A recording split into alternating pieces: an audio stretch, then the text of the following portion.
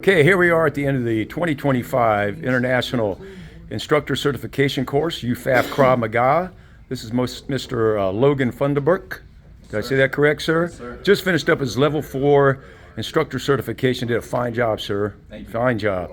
Hey, maybe I'll just say nothing for a minute and then ask you a couple of questions, but what's your overall thought in this instructor certification course? I loved it. I think every year it's improved. Every year we find something new to make it better for us instructors to understand what to take back home so that our students are properly trained. That way they're able to grow as the attackers grow. They're trying to find new things. We're trying to find new ways to defend it. And without coming here, we're not always learning those new things. So I enjoy coming every year and continuing to learn. So you're actually, you're telling me that then you are growing each time you come, even though what we're learning, of course, is basic Krav Maga, baseline Krav Maga. Yes, sir. But the variables things that come out more. So now you're able to take it home and it's in your toolbox and you can pass that on to other instructors as well as members? Yes, sir. I feel very comfortable knowing that you guys are constantly researching and finding the new ways to improve, but also new ways that the attackers are improving, and knowing that every year I learn something new and then I can go home and take that to my students so that they're constantly being improved on, but also so they feel more comfortable knowing that whatever's going on in the world, they're learning how to defend themselves, and not in a crazy way, not in a jump spinning back kick in a tournament or something, but with something that everybody could do. Baseline techniques that work for everybody, that everyone can come and train and continue to work on so that they feel comfortable and they're safer out in the real world. And I really appreciate that thought because, you are a jump spinning heel kick. You're, I understand, an expert at weapons and things as that. And I love them as well. Sir. But so you think that there is a definite difference, not only the paradigm shift, but also the skills when it comes to, of course, whatever you're training for, and we're training for reality-based self-defense. So you have that switch, that flip in your mind, and would you suggest to other members and instructors to find that switch? Yes, sir. I think for me personally, I'm able to go to a weapons karate class, teach some bow, have fun, and understanding that they can learn new techniques and that for a tournament and have a good time. But I also know if I were to pull my bow staff out of the car and try to hit somebody with it, it'd probably snap in half because it's meant for cool tricks and to look nice.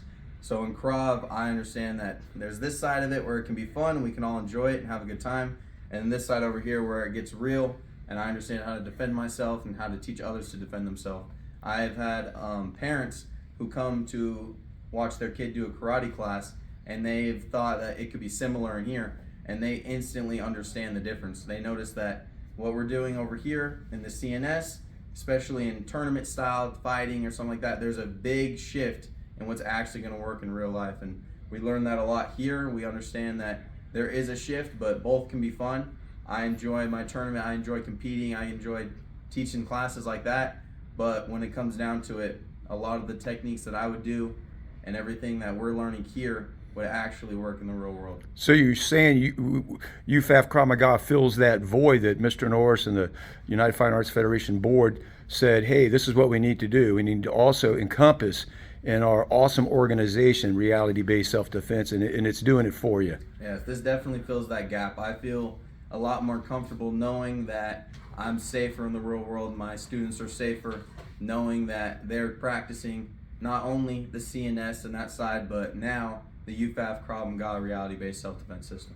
Now, I'm sure because you've been coming to us quite a few times, I'm sure that you have watched YouTube, and we get a lot of good stuff off of YouTube, and you've seen other skills, if you will. But when it comes to blade and handgun counter offense, what's some of the differences that you see as you look around that you think would be conducive to one surviving that attack or threat and not? Give me a little information on that. I think with stuff that I've seen, not only in the system, but also maybe watching some videos, is a lot of people try to do things that look cool or things that may have worked in the past, but as attackers and like bad guys improve, and you got to learn how to control the weapon, you learn how to disarm the weapon if applicable. You have to learn how to strike and get away. That's what's most important. Very good. So you're going to come back, right? Yes, sir. When we're here, we just did our Shark Tank. We just pressure tested all these moves. I understand that when we're practicing something, it may look good, it may work really well, and our partner is just standing here still. But without actually working on it and working full speed with our partners trying to pull a gun away or trying to cut you with a knife, understanding that what we're using is the highest percentage techniques that we could really use, I understand that here now. If Yes, we sir. were to try and do those same things we've been doing forever without really testing it, we'll never know. And I don't want to find out on the street. No, But sir. Here, we'll find out, we understand, and whatever's working the best, that's what we want to teach to everybody. I get you. It's like there's nothing real but real, and there is nothing 100%. And our percentage is just a lot higher. That's why we often change a couple things every year. Every time we come back, there's always improvements. There's always things that we're trying to make better because we find something that may work better. If we try it 100 times and this is working 75 times and we try this other thing works 80 times, we're going to want to learn that here, take it back to our students, because even if you are an instructor, you're always learning. So I say when you get your black belt, it's just the beginning because you're constantly learning. And if you're not taking that back to your students, you're not only a detriment to yourself, but for those students who could go out in the real world, and if they were to ever, God forbid, find themselves in a situation where they needed to use this, and we had an option and a way for you to get those best techniques, and I wasn't teaching them, I'd never forgive myself. So I'm glad Yes, that sir. I'm here, I'm learning, and I can go back to my students and teach them. Yes, sir. Our responsibility is to make sure if people learn from us in reality-based self-defense, it's not as much as possible as we can. It's going to be something that is going to keep them safe, and that's a big responsibility. And you're taking on that responsibility very well. We're very proud of you, Logan. Thank you, Thank sir. you, and congratulations, sir. Thank you. Uh-huh. Boom. Good job, Logan.